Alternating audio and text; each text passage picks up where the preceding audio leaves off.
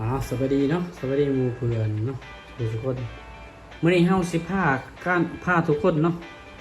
มาลงวินโดว์แล้วก็กั้นเข้าไปออดของLenovo ตัวนี้เนาะโน้ตบุ๊กนี่เนาะว่าเฮากด F หยังนั่นเองเนาะนี่เนาะ Lenovo ตัวนี้มีอันนี้วินโดว์ใน USB เนาะที่ข้าพเจ้าเสียบไว้เนาะคลิปนี้เฮาสิพาทุกคนมาเข้าเนาะสำหรับคนที่บ่ฮู้เนาะสำหรับคนที่รู้แล้วเฮาก็ต้องขออภัยเนาะก็เดินเฮากับสิลงวินโดว์เนาะเฮาใส่มันบูตจาก USB เนาะเฮาก็กดเปิดเครื่องเนาะเปิดเครื่องเฮามากด F2 ย่ำๆเนาะสำหรับ Lenovo นี่ก็คือกด F2 นั่นเองเนาะเดี๋ยวเฮาสิพาทุกคนกดลองเบิ่งว่ามันสีเข้าไว้ออดได้บ่เนาะ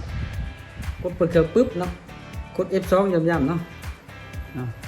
เดี๋ยวมันจะบอกในแถบเลยเนาะ F2 for enter เนาะนับเนาะนี่เนาะมันจะเข้ามาหน้าไม่อ่อนแล้วเนาะแล้วเราก็มาเลือกที่คำว่า boot เนาะเราก็เลื่อนในคีย์บอร์ดเนาะเราเลื่อนมาให้เลือก boot เนาะบัดนี้คือตัวนี้มันก็คือตัวไปที่ว่าเราลงวินโดว์อะไรเนาะนี่เนาะF6 ขึ้นหรือลงนี่เนาะ F6 to move นี่ if นี่เนาะ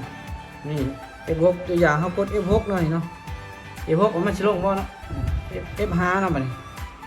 F5 ในลงนี่เนาะคือตัวอย่างสิว่าเฮามันบ่ทันเรื่องเนาะ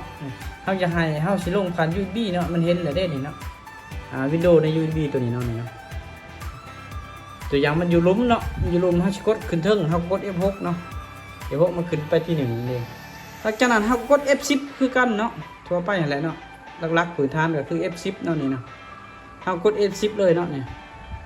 หลังจากนั้นเฮากด Enter เนาะนั้นมันก็บูตให้Windows เนาะใน USB เลยเนาะมันกดให้กดคีย์กดตัวแรกก็ได้เนาะเปิดพิมพ์เนาะมันจะบูตหน้า Windows เองมันจะกล้องโหลดหน่อยนะ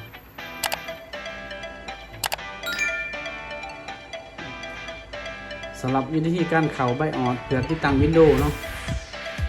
ของโน้ตบุ๊ก Lenovo นี่ก็คือเข้าแบบเดียวกันนั่นเองเนาะตัวนี้เนาะ